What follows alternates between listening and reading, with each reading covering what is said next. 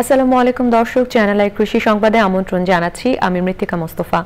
এখনকার সংবাদ আয়োজন একই সঙ্গে চ্যানেল আই ইউটিউব চ্যানেলে এবং চ্যানেল আইয়ের ওটিটি প্ল্যাটফর্ম আই স্ক্রিনে লাইভ স্ট্রিম হচ্ছে। যাচ্ছে বিস্তারিত প্রসঙ্গে। জামালপুরে চরাঞ্চলে এবার শীতকালীন সবজির ব্যাপক আবাদ হয়েছে। স্থানীয় চাহিদা মিটিয়ে বিক্রি হচ্ছে ঢাকা সহ বিভিন্ন জেলায়। তবে সার, বীজ ও শ্রমিক মজুরি বৃদ্ধি এবং সঠিক বাজার ব্যবস্থাপনা না থাকায় লোকসানে পড়তে হচ্ছে চাষিদের। জামালপুর থেকে হাফিজ রাহানের পাঠানো তথ্য ভিডিও চিত্র নিয়ে রাজীব আহমেদের রিপোর্ট। জামালপুরে ৭টি উপজেলাতে এবার ১৭,২৫০ হেক্টর জমিতে শীতকালীন সবজি চাষের লক্ষ্যমাত্রা নির্ধারণ করা হয়েছে। ইতোমধ্যে ১১,২৫০ হেক্টর জমিতে বেগুন, করলা, শসা, টমেটো সহ শীতকালীন সবজি চাষ হয়েছে। তবে মধ্যস্বত্বভোগীদের দৌরত্বে সবজির সঠিক দাম না পাওয়ায় ক্ষতিগ্রস্ত কৃষক। ৫০ টাকা করে আমরা পাইকারি বিক্রি করতেছি, তারা ১ কিলোমিটার দূরে যায় সেটা ৮০ টাকা ১০০ টাকা করে তারা বিক্রি করতেছে। আমাদের পরিশ্রম করে আমরা যে টাকাটা না পাই তার চাইতে ওরা অটোমেটিক এমনি পাইকাররা বেনিফিট বেশি পাইতেছে, লাভবান হইতেছে। বিঘাতে মনে করুন ২ খাঁচা ৩ খাঁচা করে তরকারি উঠে, এইভাবে বেচলে তাহলে সুদ কি দিয়ে করতে পারব? সরকার যদি সহায়তা করে তাহলে আমরা কোনো উমেশ পাইতাম। অতিবৃষ্টির ফলে সবজি চাষে কিছুটা ক্ষতি হওয়ার কারণে লোকসান গুনতে হবে বলে জানান চাষিরা। বিষের দাম বেশি, সারের দাম বেশি, কামলার মজুরি বেশি, এই জন্য কৃষকের পত্তা পড়তেছে না। সার, বিষ অতিরিক্ত দাম, যার জন্য কৃষকরা খুব লাভবান হতে পারছে না, আর ভালো ফলনও ফলাতে পারছে না। প্রতি বৃষ্টির কারণে টালটুল আমার নষ্ট হয়ে গেছে গা, পুরোনায় পরবর্তীতে আবার লাগাইছি, না ক্ষেতের মধ্যে যাই গাছ হয়েছে, ফলন হইল কম, নাবের সংখ্যা খুবই কম। এখানে দেখা গেছে আপনার এক পাখি জমির মধ্যে ২ মণ ৩ মণ করে করলা ওঠে। কৃষি বিভাগ বলছে সবজি চাষিদের সব ধরনের সমস্যা সমাধানে কৃষি বিভাগের পরামর্শ ও সরকারের পক্ষ থেকে সহযোগিতা করা হবে। উৎপাদিত সবজি জেলার চাহিদা মিটিয়ে ঢাকা সহ বিভিন্ন জেলায় সরবরাহ করে থাকে। কৃষির উন্নয়নের জন্য কৃষি বিভাগের সকল স্তরের কর্মকর্তাগণ সবজি চাষিদের পাশে থেকে প্রয়োজনীয় পরামর্শ প্রদান করে যাচ্ছে। এবার রবি মৌসুমে শীতকালীন সবজি চাষে কৃষক তাদের ন্যায্য দাম পাবে, এমনটাই প্রত্যাশা চাষিদের। Rajib Ahmed, channel I. ফরিদপুরে হয়ে গেল পলো দিয়ে মাছ ধরার উৎসব। মাছ ধরাটা মুখ্য হলেও হাজারো মানুষের মিলন মেলা ও পুরনো ঐতিহ্য ফিরে পেয়ে আনন্দিত আয়োজক ও অংশগ্রহণকারীরা। ফরিদপুর প্রতিনিধি শাহাদাত হোসেন তিতুর পাঠানো তথ্য ভিডিও চিত্র নিয়ে আল মুকসেদার রিপোর্ট। চলছে পলো দিয়ে মাছ ধরার উৎসব। ফরিদপুর সদর উপজেলার আম্বিকাপুর ইউনিয়নে উন্মুক্ত জলাশয় কাইজার বিল নামে পরিচিত। হল্লা করে মাইকিং করায় আশপাশের ২০ থেকে ২৫টি গ্রামের হাজারো মানুষ মাছ ধরার যন্ত্র, বাঁশের তৈরি পলো নিয়ে হাজির হয় মাছ ধরার উৎসবে।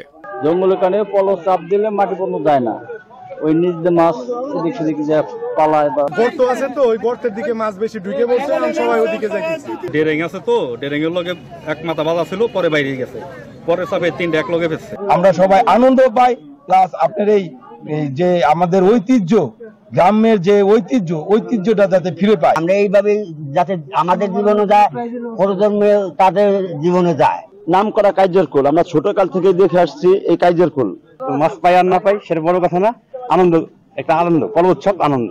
আয়োজকরা বলছেন, এ ধরনের আয়োজনের মাধ্যমে মানুষকে সচেতন করা গেলে অবৈধ জাল বা যন্ত্র ব্যবহার করে প্রাকৃতিক মৎস্য সম্পদ ধ্বংস করা থেকে রক্ষা করা সম্ভব। পলো বাইসাটা গ্রাম বাংলার ঐতিহ্য একটা উৎসব। প্রতি বছর এই আয়োজনটা যেন যথাযথ হয় আমরা সেই চেষ্টা করব এবং প্রশাসনের কাছে দাবি করে রাখবো যে সারা ফরিদপুরের আমরা 2 দিন ব্যাপী এই আয়োজনটাকে জাঁকজমক করার জন্য 2 দিন ব্যাপী মাইকিং করেছি, সোশ্যাল মিডিয়াতে দিয়েছি, যে এই আয়োজনটা যাতে অনেক সুন্দরভাবে এবং যথাযথ লোক হয়। সেই দেখেন আজকে সারা ফরিদপুর থেকে এখানে লোকজন এসেছে মাছ ধরার জন্য, কতটা উৎসাহের সহিত এবং কতটা আনন্দ ভোগ করতেছে। গণসচেতনতার মাধ্যমে শুধু মৎস্য সম্পদ বাড়বে এমনটাই নয়, হাজারো মানুষের মিলন মেলার এমন আয়োজন পরস্পরের প্রতি সৌহার্দ্য বৃদ্ধি করবে, এমনটাই দাবি স্থানীয়দের। আল মুকসিদ, চ্যানেল আই। গাজীপুরে ব্রি দানাদার ইউরিয়া সার প্রয়োগ যন্ত্রের উপর মাঠ দিবস হয়েছে। FMPHT বিভাগ ব্রি গাজীপুরের উদ্যোগে মহানগরীর ভাড়ারুল এলাকায় আয়োজিত ওই মাঠ দিবসে প্রধান অতিথি ছিলেন বাংলাদেশ ধান গবেষণা ইনস্টিটিউটের পরিচালক ডক্টর আব্দুল লতিফ।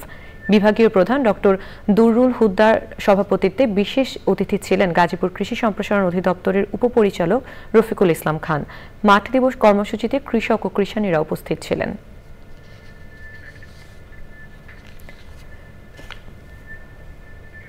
চাঁদপুরের কচুয়ায় 2024-25 অর্থ বছরে রবি মৌসুমের কৃষি পুনর্বাসন ও কৃষি প্রণোদনা কর্মসূচির আওতায় ক্ষুদ্র ও প্রান্তিক কৃষকদের মাঝে বিনামূল্যে বীজ ও সার বিতরণ করা হয়েছে। উপজেলা প্রশাসন ও কৃষি সম্প্রসারণ অধিদপ্তরের আয়োজনে 11,800 কৃষকদের মাঝে পর্যায়ক্রমে এইসব বীজ ও সার বিতরণ করা হয়। উপজেলা কৃষি অফিসার মোহাম্মদ মেজবাহ উদ্দিনের সভাপতিত্বে প্রধান অতিথি হিসেবে বিতরণ কার্যক্রম উদ্বোধন করেন উপজেলা নির্বাহী অফিসার মোহাম্মদ হেলাল চৌধুরী। নরসিংদীতে সদর উপজেলার 725 জন কৃষককে উফশী ও হাইব্রিড জাতের শাকসবজির বীজ, সার এবং নগদ আর্থিক সহায়তা দিয়েছে সদর উপজেলা কৃষি অফিস। অনুষ্ঠানে 350 জন কৃষককে 8 প্রকারের হাইব্রিড জাতের ও 375 জন কৃষককে 8 প্রকারের উফশী জাতের শাকসবজির বীজ, প্রত্যেককে 20 কেজি করে সার ও নগদ আর্থিক সহায়তা দেওয়া হয়। বীজ বিতরণ অনুষ্ঠানে সভাপতিত্ব করেন সদর উপজেলা নির্বাহী কর্মকর্তা আসমা সুলতানা নাসরিন। উপস্থিত ছিলেন সদর উপজেলা কৃষি কর্মকর্তা স্বাক্ষর চন্দ্র বণিক ও অন্যরা।